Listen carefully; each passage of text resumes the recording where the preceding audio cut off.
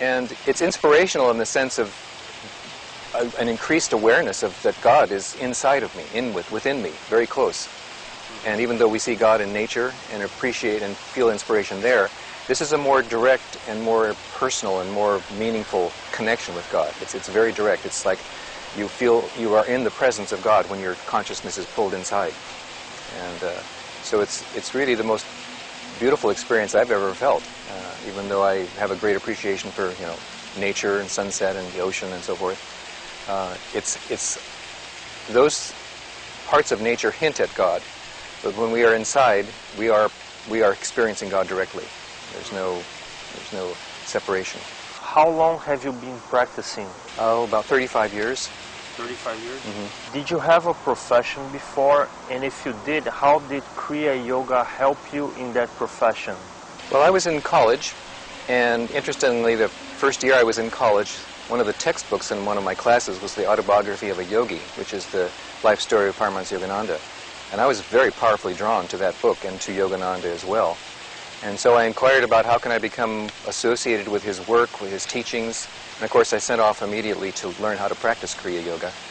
But then I realized that I had an aspiration and a vocation to become a monk and devote my entire life to being a part of Yogananda's work and to serve in that way. So it was a college textbook that brought me this connection. I came directly from school to the ashrams of Yogananda. I didn't even finish. I went 3 years there, and I was not very focused in school about a particular career. As soon as I found this path, I knew that's what I wanted to do. And so as soon as they accepted me, I came here to Southern California and entered the ashrams. What are the practical benefits of Kriya Yoga, and how can it help people in their daily lives? Many practical benefits. I, as a monk, have only formed, I'm only a small percentage of the population of people who are following the path of Kriya Yoga. Most of our members are people with professions, careers, families. They're fully integrated into society.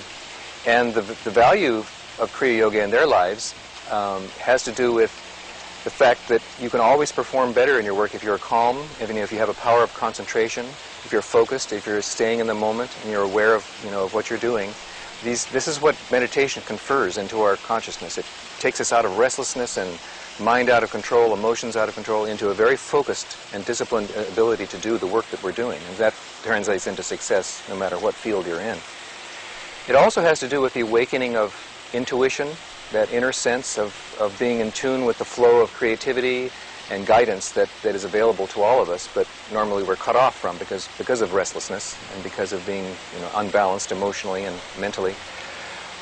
When we're in an intuitive place in the work that we're doing, we are guided to make right choices and to do the thing that will bring success and that will bring good, in whatever career, whatever field. It applies everywhere. So mental and emotional balance, calmness, focusing, the ability to concentrate deeply, and intuitive awareness, openness to inner guidance in our careers. Vamos fazer mais intervalo. Voltamos em seguida. Não saia daí. Estamos de volta com o Viver Natural. Nesta última parte do programa, o monge da organização Self-Realization Fellowship, Atmananda, nos explica o que a organização criada por Paramahansa Yogananda faz para contribuir para a paz no mundo. Por ter mencionado Deus várias vezes durante a entrevista, eu perguntei a ele se uma pessoa precisa acreditar em Deus para a prática da Kriya Yoga. O que você acha? Veja a resposta que ele deu. Meditation services where we chant Om, raise our hands, and we visualize that the power and the light of God is flowing through. And you can feel the power of that. It's enormous. And we've had people talk about how they came to one of those services and some chronic problem that they were facing has just disappeared. And that happens pretty regularly. It's very inspiring. What do you do to contribute to world peace? Well, Yogananda had a beautiful way of talking about where there is darkness, you don't, assault it or fight it, you bring in light. And that's what we do in our worldwide prayer circle. We have a healing service that we practice frequently every day. The monks and nuns of the Self-Realization Order pray for peace morning and night.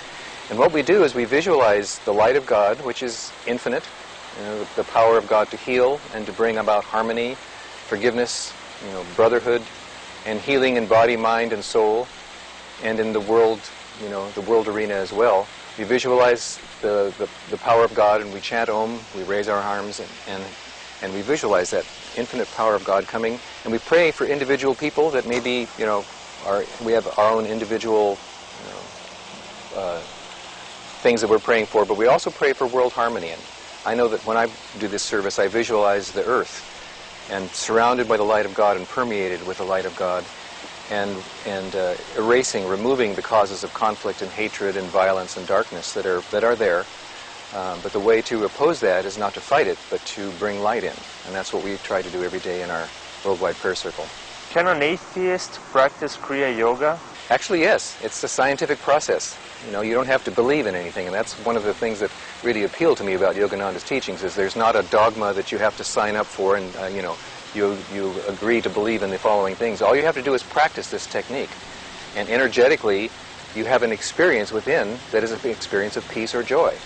And if you want to put the name of God on that, that's fine. If a person is not comfortable doing it with that, well, it's still the same experience. And whatever force, intelligence is holding creation together, to be in touch with that greater force is always a wonderful experience, whether or not you put a label or a name on it. What types of people are attracted to Kriya Yoga? It really cuts across all boundaries of human types.